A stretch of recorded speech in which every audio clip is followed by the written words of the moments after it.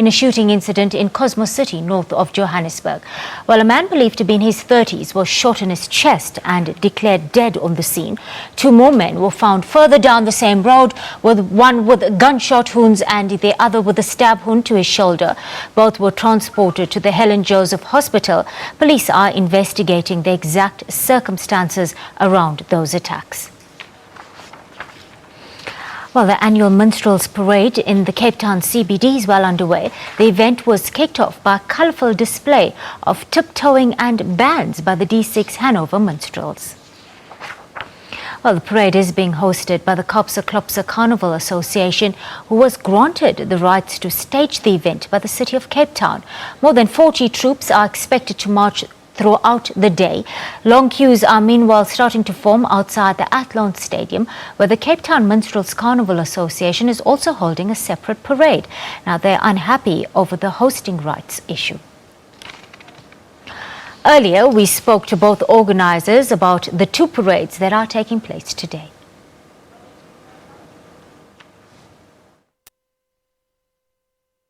That the only official parade is a parade in the CBD today.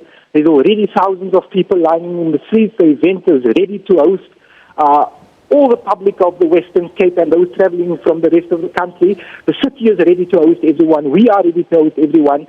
And people should come out and support this and enjoy the spectacle. As far as another parade is concerned, I cannot comment on that. Now tell us more about the Cape Carnival Association March in the CBD, and how is it going to be affected by the other event at Athlone? Quite frankly, the event is unaffected by the other event. Everything is in place, as I said. All our minstrel troops, all 30 to 35 of them are participating today. Another 14 of the Cape District Minstrel Board is joining, and then 10 of the super troops who are affiliated to the Cape Town Minstrel Carnival Association have signed agreements last night and early this morning to accede to the terms and conditions of this particular event, and they will participate in. So we're ready to go. All systems go.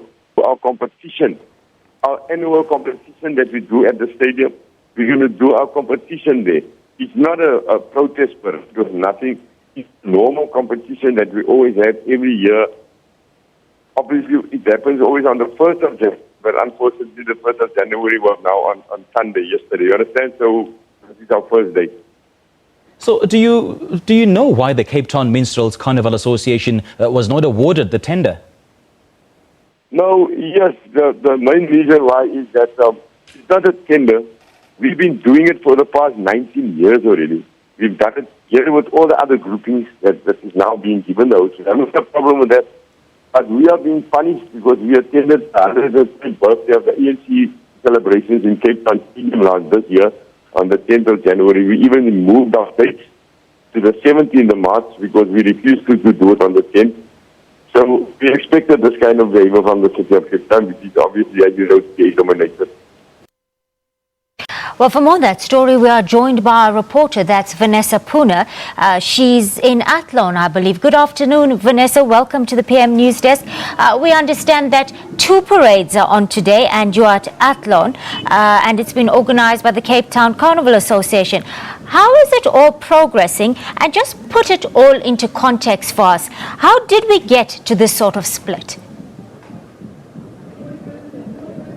Well, a very warm good afternoon to you. I find myself in Darling Street in the CBD, where since just after midday today, the official Tweede Nuwejaar Minstrel Parade got underway here in Cape Town Centre. Now, this year, the event has been arranged in collaboration with the City of Cape Town by the Cape Carnival Association. Earlier on, we spoke to the organiser, Munib Gambino, telling us that even though there were court cases leading up to today's event, even though there is a group that had previously managed this festival, that's the Cape Town Minstrel Association, that has broken away and that have told us, and as well as the media, that they are having their own event, their own parade in Athlone today. Munib telling us that here in Cape Town there is no rivalry among the various minstrel groups. We've seen people from far and wide, tourists coming from as far afield as overseas, some from Johannesburg, Durban, and the most of the people lining the streets of Cape Town today are indeed the local people. People from Cape Town and its surrounds, people from across the Cape Flats that look forward to this annual Tweede Nuwejaar parade each and every single year. If you allow me just to recap on the historical significance of the Tweede Nuwejaar parade, it's the one day that the former slaves in Cape Town were either given off or took the day off after their masters had celebrated the New Year. And the second then of January, every year traditionally a time when the slaves and its descendants come out into the streets of Cape Town wearing colourful garments. We've seen some huge groups, the Hanover District 6 group, the original minstrel troupe making its way, starting off this parade in actual fact a short while ago, followed by a troupe from Mitchell's Plain called the Juvie Boys, and then a short while ago the Starlights, all well-known names, coming down the streets of Cape Town, snaking its way through Darling Street, where it will go into Wales Street, and then of course now the officially named Boerkamp in Rose Street is where these minstrel troupes will make their way. But all happening here in Cape Town at the moment. There seems to be a bit of a lull in the street parade, giving us some quiet time to actually speak and be heard. But there's a festive spirit happening here in Cape Town, and the organisers as well as the revellers say that they will not leave until they've seen every single last troop making its way through Cape Town. Some of the families here, if you can see alongside the streets of Darling Street, they have been camping out here since last week already. Some telling us that they gave up the comfort of their own homes, gave up the comfort of their own beds, of hot showers, to make sure that come Tweede Nuwejaar, they will be guaranteed of a front row seat to the spectacle which has become the annual Tweede Nuwejaar minstrel parade through Cape Town. Yes, Vanessa, it is a cultural gem on the West Coast, and it's very important for us not to forget the historical significance attached to this parade. It's more than a century-old tradition, much more than sing and dance. It does have its roots in the experiences of those who were forced into colonial slavery and the way oppressed people resisted racial prejudice and colonial rule. But let's take a step back. Yes, we do understand. You 100%, but I think you've talked about the cultural event that we've seen taking place here, hundreds of years old here in Cape Town, and we've seen some people in wheelchairs. We've seen a little girl of just a year old. She turned a year old on the 29th of December. We've seen families that have come through each and every single year that will not let this tradition die. It's a tradition that dates back hundreds of years here in Cape Town, specifically to the what we call the descendants of the slave people, Muslim people from the Boerkamp, but also people scattered across creeds, colour, different religions, coming across from all the people that were scattered out of areas like District 6 back during the Group Areas Act, and even before that, people all from the Cape Flats coming together in celebration, saying that today is a day where everybody comes together. It's a day of reconciliation. It's a day of enjoyment and fun for the whole family. Vanessa, we understand that the city did give the green light to the Kaapse Klopse and not the Cape Town Carnival Association. Can you just quickly tell us what motivated that decision?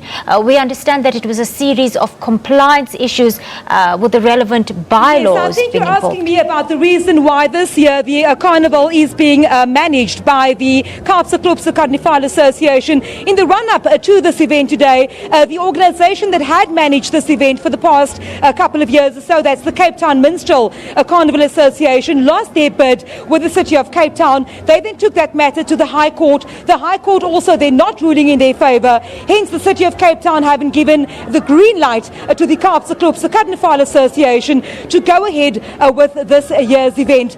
They of course telling us that they feel no rivalry between themselves and the other association that are now having their own parade in Athlone, saying that today is not a day where these fights, whether it's the fights in the courts or fights in the streets, fights around hosting rights, they are saying that today is not the day to talk about the animosity, if one were, between the city of Cape Town, between the Cape Town Minstrel Association, also the Kaapse Klopse Carnival Association. They're all saying that today those things should be set aside. The court cases have come and gone. Today is a day for the spectators to see a colourful parade, a parade where everybody can come together and have fun in Cape Town.